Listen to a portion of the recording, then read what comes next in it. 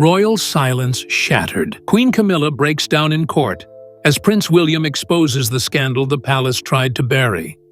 No cameras, no mercy, just cold, hard truth, delivered by the future king himself. Allegations of misused funds, hidden luxury perks, and secret palace budgets unfolded in real time.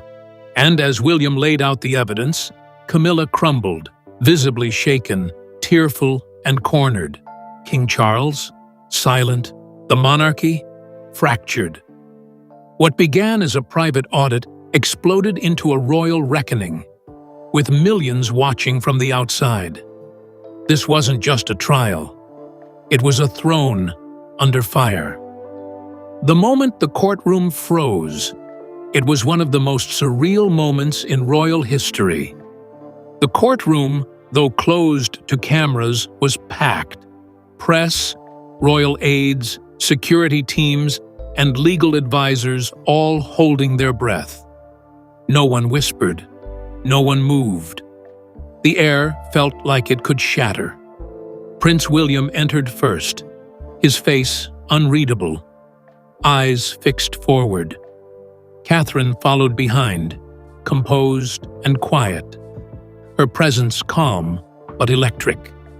Across the room sat Queen Camilla, pale, motionless, and clearly shaken. Her hands were gripped tightly in her lap, her posture stiff, but her eyes betrayed her fear. She had never looked more alone. Then the judge called the room to order. No photographs, no live stream, but every word would be transcribed and every glance would be remembered. It was already historic, but what came next made it seismic. William stood and took the oath. Gasps echoed across the benches. Even seasoned legal advisors shifted in their seats.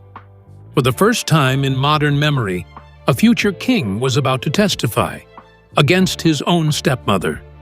He didn't flinch. He didn't smile. He spoke clearly as the clerk administered the oath. And just like that, the silence inside the courtroom deepened, because what Prince William was about to say next would shake the crown from within. Why Prince William took it public.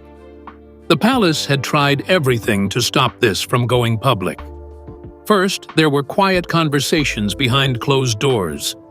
Then came internal investigations. Royal lawyers suggested sealed hearings, off-the-record briefings, and private arbitration. But Prince William rejected all of it. What pushed him to such extremes? A single leaked audit. It showed irregularities inside Camilla's royal office, misused funds, questionable expenses, and charity allocations that couldn't be traced. What should have been dealt with discreetly became impossible to ignore. And William made the call. "No one is above scrutiny," he reportedly told a senior advisor. Not even family. It stunned the firm, especially King Charles, who was deeply against public exposure. But William wouldn't back down. For him, this wasn't about gossip. It was about integrity. He believed the public had a right to know, that the monarchy couldn't keep operating behind velvet curtains. And if it meant making enemies inside his own family, he was willing to face it. He told aides this wasn't about revenge. It wasn't personal. It was about restoring trust in the crown. And so, with cameras banned, but every reporter outside on high alert, Prince William walked into the courtroom not just as a royal, but as a reformer. And that's when the room heard the sound that would haunt it for days to come. The testimony that broke the room. When William spoke, the words weren't emotional. They were clinical, measured, devastating. He brought evidence, documents, dates, figures. He referenced internal memos, travel logs, and private event budgets tied to Camilla's staff. Not once did he say her name, but with every line, the trail led straight to her door. He spoke of inflated travel costs, of educational visits that produced no reports, of luxury receptions funded through ambiguous charity allocations. He exposed payroll misclassifications, perks that went unlogged, and vendors that couldn't be traced. His voice never cracked. His posture never shifted. But the courtroom was shaking. Then he said the words that would echo beyond those walls. "If we expect public trust, we must lead by example." The judge paused. Even opposing lawyers went still. Everyone in the room knew exactly what had happened. A future king had crossed a line no royal ever had before. He turned the spotlight on his own house. Behind him, aides looked shaken. One royal family member reportedly left the room mid-testimony. But William never looked away. He kept reading, fact after fact, line after line. And across from him, Camilla's shoulders began to tremble. The crown had stayed silent for decades, but now it was speaking, and it wasn't asking for permission. Camilla's public breakdown. It happened slowly, but once it started, no one could ignore it. As Prince William continued detailing the misuse of funds, every word chipped away at Camilla's composure. She didn't interrupt. She didn't object. But her body began to collapse in on itself, shoulders hunched, face buried in trembling hands. The courtroom wasn't cold, but Camilla looked frozen. Her lips moved, silently repeating something, maybe a prayer, maybe just a desperate thought she couldn't silence. And then it happened. She cried. It wasn't theatrical. It wasn't performative. It was real. For the first time in modern royal history, a queen consort broke down emotionally in a court of law, on the record. Her tears fell quietly, but they changed everything. An aide rose from the back and rushed to her side. They whispered something, likely offering to take her out, to give her space, to protect what little dignity she had left. But she shook her head. She wouldn't leave. The judge briefly glanced her way, but made no move to halt the proceedings. A recess was denied. William's testimony continued. Every new document, every timeline, every misused line item pulled her further into the spotlight she once controlled, but now couldn't escape. And yet, through it all, she stayed in her seat. No crown, no command. Just a woman watching her title, and everything that came with it, slip through her fingers. By the time William returned to his seat, the silence in the courtroom felt heavier than ever. The breakdown had happened, but the storm wasn't over. The scandal William uncovered, what began as whispers in palace corridors, had exploded into a full-blown scandal under oath. As evidence poured into court, the scope of the issue became impossible to ignore. Royal charity funds, meant for education, veterans, and hospitals, had allegedly been rerouted into Camilla's inner circle. First came the overseas outreach trips, flights, luxury stays, and lavish receptions labeled as charity initiatives, but with no paperwork, no measurable outcomes, and no official follow-up. Then came the gifts: jewelry, art, designer pieces from private donors, many with business ties under scrutiny, left off all public registers. Staff members were reportedly paid through charity budgets, despite working exclusively for Camilla's lifestyle management. Titles were changed on paper, but the work never matched the job description. Even more disturbing? Internal concerns had been raised. Emails showed junior staff warning about inconsistencies, raising red flags that were quickly dismissed or ignored.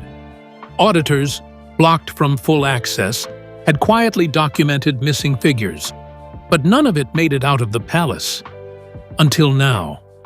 The court heard every detail, and William, determined and restrained, walked them through each one. What made the scandal so devastating wasn't just the money. It was the betrayal of public trust. Funds that came from the people, donated for noble causes, now twisted into personal comfort. Camilla didn't speak. Not yet. But the silence around her was growing louder by the second. And the one voice she needed the most? Still nowhere to be found. King Charles's deafening silence, as Prince William's testimony continued to ripple across the globe. The one man who could have calmed the storm said nothing. King Charles stayed silent. No statement, no appearance, no gesture of support. He didn't enter the courtroom. He didn't even send a representative. The absence wasn't just noted, it was felt like a royal thunderclap. And for Camilla, it was a silence that cut deeper than any headline. Inside the palace, the reality was much more volatile. Sources revealed that Charles had personally pleaded with William behind closed doors. He wanted the scandal buried. Quiet talks, internal discipline, a tightly controlled inquiry. Anything but this. But William didn't budge. "Transparency protects the crown," he told his father. "Pretending protects no one." It wasn't a rebellion, it was a declaration. And behind those palace gates, a fracture opened. A king clinging to order, and a son forcing change. Both claimed to be protecting the monarchy, but their paths were diverging fast. Still, Charles held back. Not even Camilla's public breakdown moved him to speak. The woman who stood beside him through scandal and rain was now standing alone, and the cameras caught it all. To many, his silence looked like distance. To others, denial. But to insiders, it was something more dangerous. A man afraid that speaking out would make things worse. But by choosing silence, Charles didn't protect the crown. He left it wide open.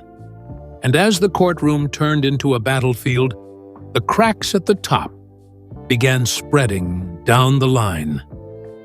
A royal family on the brink. For years, the royal family had presented a united front. But inside that courtroom, and in the days that followed, it became clear. The walls were starting to crumble. During a court break, Catherine was seen gently whispering to William, placing a hand on his back. It wasn't for cameras. There were none. It was quiet support in a room that had turned icy. Princess Anne kept her distance, offering no public opinion and giving the press nothing. But behind the scenes, sources said she was deeply troubled by what she called a loss of discipline. Harry and Meghan, watching from California, posted a vague but piercing message just hours after William's testimony. "Truth finds light. Always." No names, no context. But the timing said enough. Lines were being drawn, loyalties shifting. Even palace staff didn't know who to answer to. Some supported William's stance. Others, loyal to the old guard, feared the damage was irreversible. Longtime royal supporters outside the courtroom began gathering, not to protest against William, but to demand more answers. What else had been hidden? Who else had known? Inside the firm, there was no script for this moment, no protocol to follow. The traditional royal calm was gone, replaced by tension, whispers, and the growing sense that nothing would ever be the same again. And while the family scrambled behind locked doors, Camilla, still broken and quiet, finally stepped forward to speak. Camilla's plea from the stand. She took the stand slowly, flanked by aides, her face pale and drawn. For a moment, the entire room felt like it was holding its breath. The Queen Consort was about to speak, for herself. Her voice trembled from the very first word. She didn't try to command the room. She didn't play the role of royalty. She sounded like a woman cornered, grieving, and tired. She spoke for just under 11 minutes. "I never took from the people," she said, eyes red and glassy. "I trusted the wrong hands." Camilla insisted she wasn't directly involved in the spending decisions. She blamed miscommunication, confusion, and staff who acted beyond their roles. She claimed she had raised concerns, but was told everything was fine. She never pointed fingers, at least not by name, but her voice cracked with every sentence. The judge asked twice if she needed a break. She refused. "I gave my life to this," she whispered at one point. "I never imagined it would end like this." But her words didn't land the way she hoped. The damage had already been done. William's testimony stood tall. The documents, the numbers, the audit trail. It was all out there. Camilla's tears didn't erase the facts, and her plea, though emotional, didn't stop what was coming next. Because outside the courtroom, the world was already responding, and it wasn't with sympathy. Public outcry and online uproar. Within hours of Camilla's tearful testimony, the world had made up its mind. The internet exploded. Crowds gathered outside the courthouse, holding handmade signs that read, "No more secrets. Accountability now. The crown belongs to the people." Online, the backlash was instant and brutal. Hashtags flooded the timeline. Camilla breaks down. Royal Justice. William the Reformer. Videos of courtroom sketches, audio reconstructions, and real-time updates went viral across every platform. TikTokers broke it down. Legal analysts weighed in. Former staff began to share stories, some anonymous, some not, fueling the fire with every post. A petition demanding that Camilla be stripped of all royal titles hit 1 million signatures in under 36 hours. News networks ran wall-to-wall coverage. A 2020 video of Camilla joking about royal perks at a private event resurfaced. The clip showed her laughing, and that laughter, now out of context, triggered fury. Approval polls dropped fast. Camilla's public image was collapsing in real time, and nothing, no statement, no spin, could catch it. What once would have been a closed-door embarrassment had become a global reckoning. The monarchy's secrets weren't whispered anymore. They were shouted. And for the first time in decades, the public didn't just want change. They demanded it. Media frenzy and explosive leaks. If the courtroom lit the match, the media struck the flame. In the days following Camilla's testimony, a wave of leaks hit the press like a tidal wave. Expense reports, internal memos, confidential emails. Everything the palace had tried to keep sealed was now out in the open. And worse, it was being picked apart by the hour. One leak showed a $120,000 educational reception held in Monaco. No guest list, no press, no follow-up.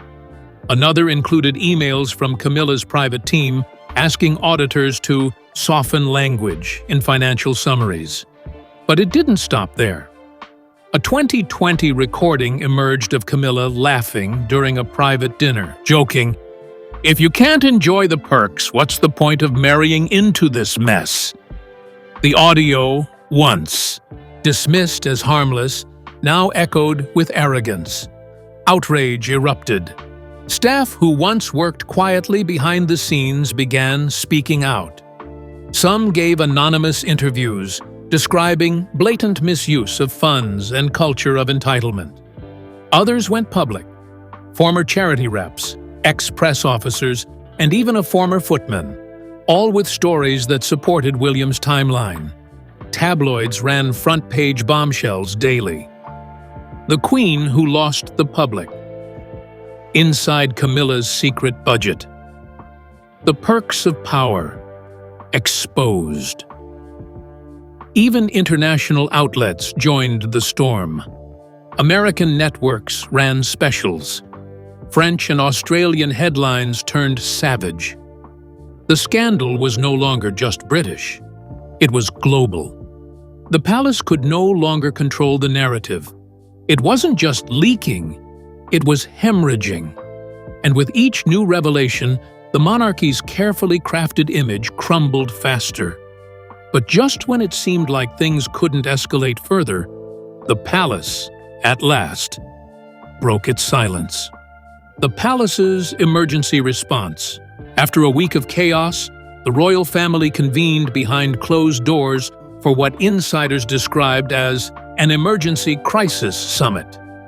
Attendees included Charles, William, Catherine, Princess Anne, and senior royal advisors.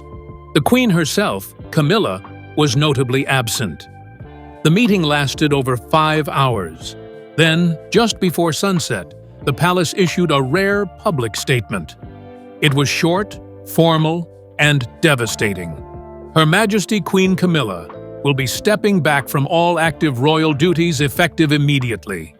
She would retain her honorary title, but would no longer represent the monarchy publicly. No more patronages, no more appearances, no more speeches. Her schedule was cleared indefinitely. Then came a second quote, this one from King Charles himself. "We respect the need for accountability, and we remain committed to the trust of the public." It was the line that drew a boundary, subtle but unmistakable. Insiders say Charles was emotional during the meeting, but ultimately yielded to pressure. The monarchy couldn't withstand any more damage. Silence had cost them too much already. Camilla, sources revealed, was told hours before the statement went live. She didn't argue. She simply nodded, retreated to her chambers, and didn't attend dinner that evening. The Queen was still technically queen, but in title only. Behind palace walls, things remained tense. Relationships frayed. Trust thinned. But the message to the public was clear. A line had been drawn, and the reckoning had consequences. And just as one figure stepped away, another stepped fully into power. William's power move. With Camilla removed from public duty and Charles reeling from backlash, Prince William didn't pause. He acted. The very next morning, William summoned his own royal team. His first official action as future monarch? A complete overhaul of the palace audit system. He ordered an independent, third-party review of all royal finances, fully public, fully digital, and fully unfiltered. No internal panels, no vague summaries, just raw numbers and hard truths. It was a move that broke decades of royal tradition. At a brief press appearance outside Kensington Palace, he addressed the nation, not with pomp, but with purpose. "The crown cannot hide from scrutiny," he said. "This is our turning point, not just for the monarchy, but for the people who trust it." The announcement stunned reporters, but online, the reaction was explosive, in a good way. Younger generations rallied behind him, calling him the King of Accountability. Commentators who once criticized the monarchy praised him for breaking the silence. Even those disillusioned with royalty admitted, this was different. In one swift move, William had done what many believed no royal would ever dare: tear down the walls from the inside out. Internally, the ripple effects were just beginning. Royal staff were reassigned. Advisors were let go. New hires were vetted through a transparency committee William personally approved. The crown wasn't just changing, it was being rebuilt. And in the eyes of the public, William was no longer just the heir. He was the protector of the crown they'd nearly lost. A crown forever changed. By the time the dust began to settle, Queen Camilla had vanished from public life. No royal outings, no statements, no balcony appearances. Her name disappeared from official schedules, and her image was quietly removed from palace brochures and future charity events. The woman who once stood beside the king was now a figure in the background, seen only once, weeks later, at a private family memorial, wearing black, with no press allowed. The silence surrounding her exit said everything. No ceremony, no official goodbye, just absence. King Charles remained on the throne, but not untouched. His reign, once filled with cautious modernization and quiet strength, had been shaken. His influence dimmed, his approval ratings dropped, and though he was still the monarch by law, it was William who now led the narrative. Within royal circles, the shift was undeniable. William had gone from future king to present power. Every step he took now reshaped the palace around him. Meetings that once required Charles's sign-off now ended with William's decision. His public trust soared. His presence dominated. And Catherine, graceful, steady, unshaken, stood beside him like the monarchy's emotional foundation. This wasn't just a transition of duties, it was a generational shift in royal authority, one built not on ceremony, but on action. Not on inherited privilege, but on earned respect. Camilla's downfall didn't just remove a figure, it rewrote a chapter of royal history. The monarchy, once defined by secrets and survival, was now under a microscope. And William had placed it there himself. The phrase modern monarchy no longer felt like empty branding. It was now a reality. Transparent, accountable, human. There were still scars. The family remained divided. Trust would take years to rebuild behind palace walls. But outside, among the people, something had been restored. Faith, not in perfection, but in change. And in the end, when people remembered the scandal, they wouldn't just remember the tears, the courtroom, or the headlines. They would remember the moment the future king stood up, told the truth, and didn't flinch. Camilla didn't just lose her place that day, she lost control. And William? He didn't just protect the crown, he transformed it. Camilla's breakdown stunned the world, but William's truth reshaped it. The palace will never be the same, and neither will the crown. One queen stepped back in disgrace, while one prince stepped forward in power. And in that courtroom, a new era didn't just begin, it forced its way in.